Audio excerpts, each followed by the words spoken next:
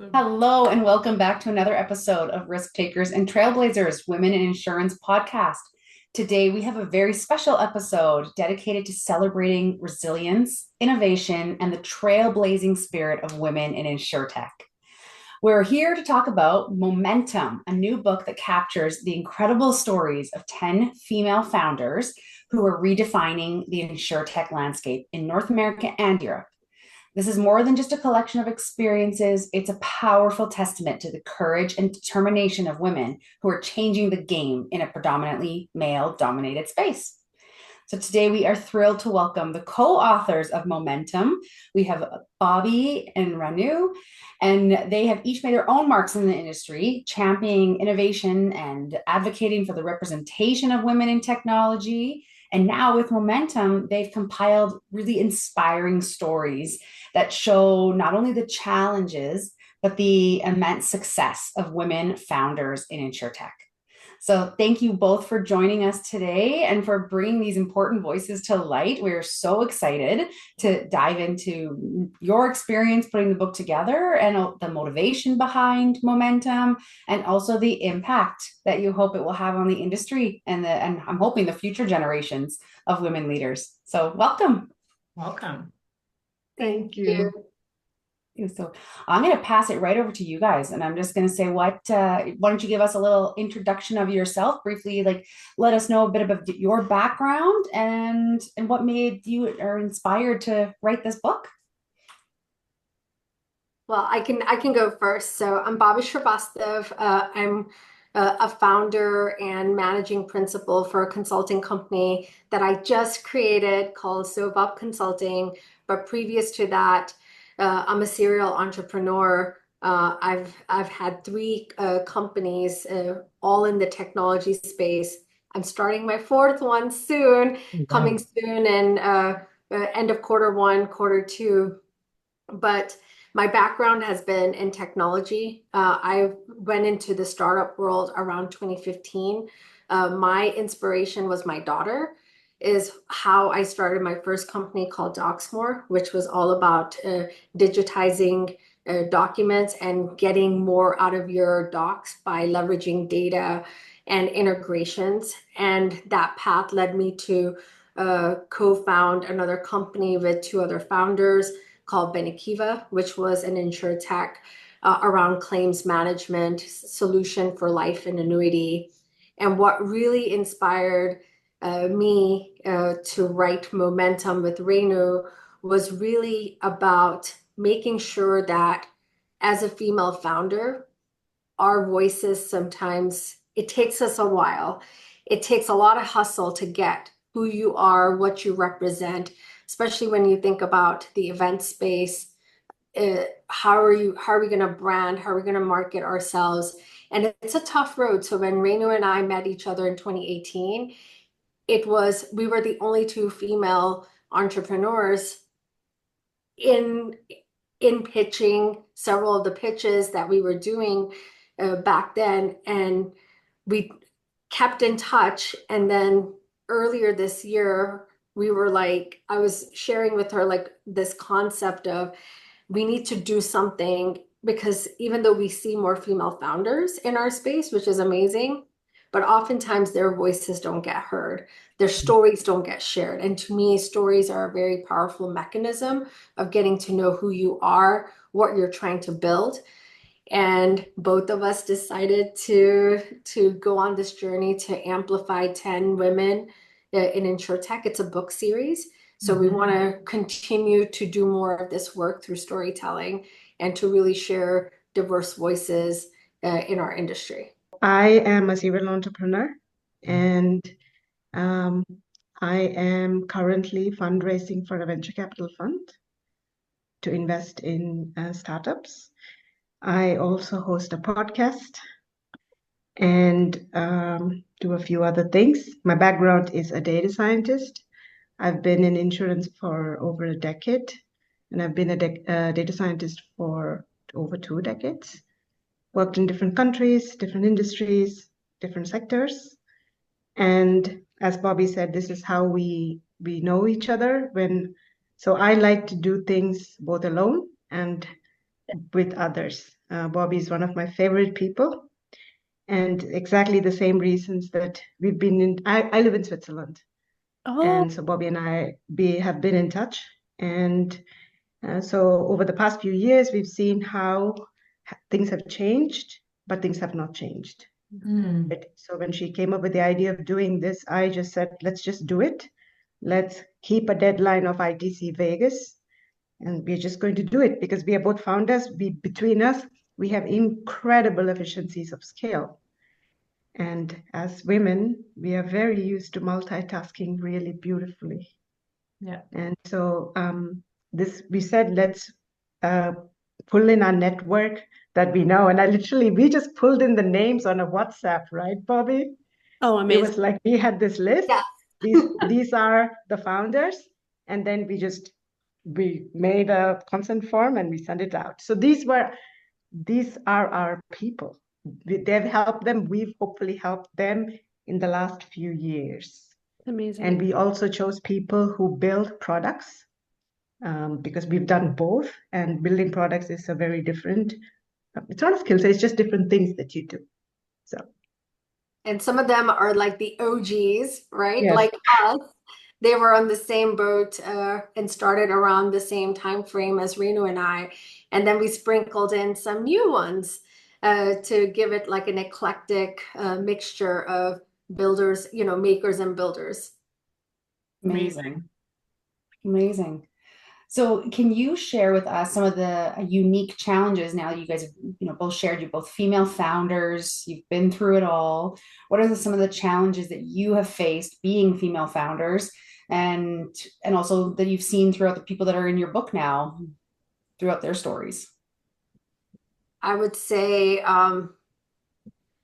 the big challenge continues to be capital. Yeah. And the needle really has not moved. And I'm excited about some of the work that Renu's doing. And even we just left a call earlier this morning, and she's part of a syndicate that I've created along with two other founders. We're calling it a Secret Society Book Club, but it's really about getting women to learn how to invest. We are very good when it comes to like being collaborative, but when it comes to investing, how do we empower more females? Because the thought process is, in order to make a change, we have to be the ones that have to write the checks, right? So let's not be at the mercy of others. Like, how can we empower that next generation? And I love what Renu's doing with her fund. She's got a big audacious goal, and I can't wait for her to hit that and actually continue that momentum forward. But capital is number one. And I would say number two is there's a ton of unconscious bias. Mm-hmm. And that comes in when we're presenting organizations.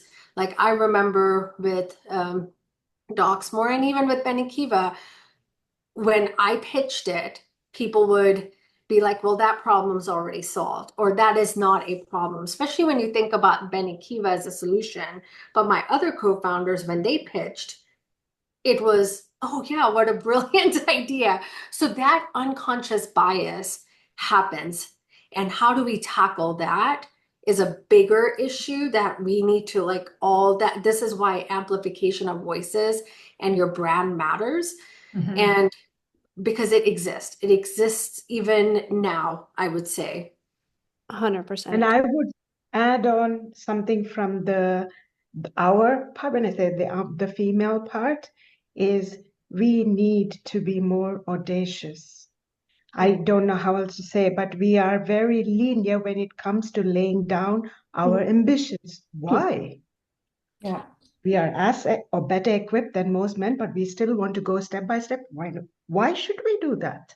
Mm-hmm. So I think that this is also a little bit of what momentum, if you read the book, it has pictures of these women from their childhood. They have families. They do things that you and I do in their regular lives, but in their professional lives, they are stars. So this is a book, playbook for each woman or even someone who wants to be an entrepreneur to really think and aim big. But was there one story in particular from yourselves or from someone that maybe you wrote in one of the other authors that really stands out as a story that was even provided an aha moment for yourselves, something that you also could resonate with or relate to? I would say I don't have a favorite story because all of them are favorite, but I Yes. will highlight the fact that when you read Jane's story as an Asian entrepreneur and some of the activities that she was performing, and it's that early childhood of being a perfectionist, allowing us to do the things that we do. I think there's a good and then there's also a bad that comes with it because I'm a, both Renu and I are Asian, and I could see a lot of that, her story reflective in some of the journey that I've faced personally. But when you read all 10 of the stories, what I found for me was so much similarities in terms of how we're navigating, even though we come from different backgrounds and different upbringing, but the mission and the vision and the passion and the desire to make our industry better was just like, yes, this is momentum. This is like exactly why we wrote the book, is because at the core, we all want to do good and we all want to be successful. But the key is we are all so passionate about what we're trying to solve, that specific problem that we're trying to solve. I like Bobbie. I don't have favorites as well, but I do remember you pulled the book together. The first one is of Anna. We had to follow the alphabetical, and Anna is an artist. An artist who comes into insurance and who she says she Googles stuff and she listens to things, and she's been running a very, very good business. And I think that is amazing how insurance is actually so adaptive. It takes people from everywhere. None of them had roots in insurance. Yeah. They all, like Bobbie and me, we came into it, we loved it, and we stayed. Yeah. So that's a pattern. That is part of one of the blessings in our industry for sure. Renu, I have a question for you. Why do you think, and I know we've interviewed two founders who've actually received funding, female founders, but there are two things that stood out to them for why women aren't getting funded as much. Because I think, is it 2%? Yes. InsurTech funding? And I'm sure if you're a woman of color, I'm sure that is a lot less. Like I don't know what that percentage would be. But what is the factor that is, like, there is bias, of course there is, but what other factors do you think is contributing to that? Well, I do think that people hire people who look like them and sound like them. Yeah, absolutely. People invest in people who look like them and sound like them. So it's a reflection of the industry as it is. And they can all hound about saying no, no, no, but it's a yes, yes, yes. Then two, and I've been seeing pitch decks of women and men. And there have been very few when I see their numbers, I'm happy. Because almost every woman's deck that I've seen underplays their TAM. And I was just like, no, you need to sit there and think, this is the bigger world, go for it. So it's really, you have to be able to, I'm not saying make up stuff, but I'm saying that you have to think, stretch the possibilities, because everything is possible. And also, I think that sometimes women are a little reticent about going out and getting funding. They've been beaten down so badly. They've had so many bad experiences that they sometimes say, no, we're going to go down the path of revenue. That's not just women, but I hear that more from women than men. And so I would say, so you see, it doesn't come down to really what you offer. It just really comes down to how you perceive yourself, how the investors perceive themselves and you. So it's a lot of perceptions, which is why all of that can be changed. We just need to put the efforts to change it. Yeah, we've heard that a few times, right? Sometimes you just, again, to Tan's point, the people that we've talked to and our friends that we know that, raise capital, they've always said the same similar thing, which is, it's how you're perceived and how you present yourself, but you also have to be your true, authentic self. You have to present yourself forward first to get that buy-in. my question really goes to, you know, I love that you grabbed 10 females, you built this story series to give us a journey, but what is your hope that this book does in terms of from a reader perspective? What do you want their takeaways to be? Um, just in general from an InsurTech perspective or just female empowerment overall? There's a couple of things. First is, how do we empower the next generation? So there's when I brought the book home after ITC, my daughter gravitated towards it, and her first comment was, I'm going to start writing a book too. And I Love think that. that's kind of cool, right? Like it's Yeah. showing the art of the possible for kids to say, yeah, your mom did this and you can do too. And even like our neighborhood kids have started to read. I brought some extra copies to read, and they're getting it's hope, right? So much of the work that we're doing from a startup perspective, if we think about the younger generation and looking at the STEM numbers of how do we get more females and how get even kids excited about STEM, why not expose them to entrepreneurship and why not expose them to some of the true hustle? And it's not all rosy, right? Like it's hard, but it's like share some of that so that when they grow, they're thinking that is a possibility, right? The second piece that I absolutely loved is during ITC, there was a couple of men that actually read through portions of the book and came and told Renu and I how inspiring it was and how they could understand. And they're going to be now reading this book to their daughters. And I think that's the movement, right? Like yes, we wrote about female women in InsurTech. Our next series isn't going to be limited just to women. We want to include others. We want to be inclusive. But how cool is it that we had like our early supporters, like the allies, are also gravitating towards it and can really try to understand our perspective, our lens from how we're innovating. Because in order to get the needle moving, it's a collective effort. Absolutely. Yeah. Absolutely. And I think when we're looking at unconscious bias too, I think it's hard to delineate that. It's hard to like tease that out. And I think hearing firsthand stories of what women had to go through or their founder journey, I think helps people outside that group be like, oh, wow, this isn't a black and white issue that I thought was this. It's actually more nuanced. And we all kind of have to work on lifting some of those barriers together. Well, and we always talk about this on our podcast, and I've said it before, is that, women are community builders, we're togetherness, we're supporting, it's just who we are. And so I feel like others see those groups and think, well, I never got that. I want to be a part of that. This looks great. Like I wish I would have had a team behind me that I could call in a moment and say, hey, I need some support. We're having a rough quarter, or I don't know how to get through this.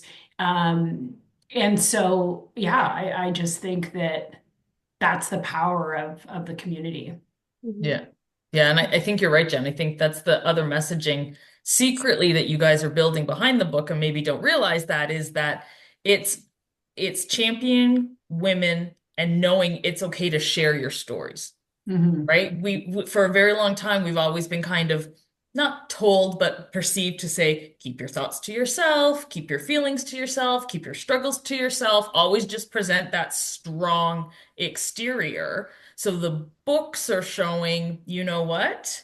Yes, I'm a strong exterior, but these are the behind the scenes things that I did to get there. And it's all okay. This is, and build that community, to Jen's point. So that would be my takeaway from it. Yeah. And that's my point. That's precisely my point, is that it then becomes that sharing and the power of sharing and the power of support and the power of community then becomes a non-gender issue, a non-gender positive outcome in general. It's literally just a positive outcome, right?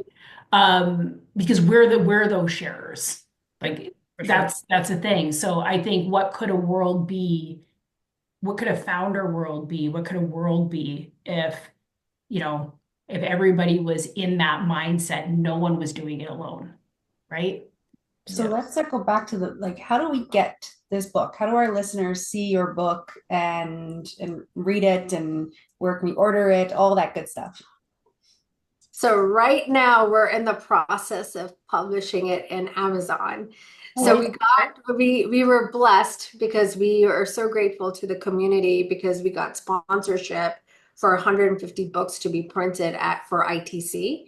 Nice. And but it is a process. Renu and I were messaging each other. We're like, we live very exciting lives because it is a chore to get some of this stuff done, but we have great support that's helping us behind the scenes to get this published. But yes, fingers crossed, by this weekend, it will be on Amazon, available for purchase. Nice. Amazing. And by the time this podcast airs, we'll have that link.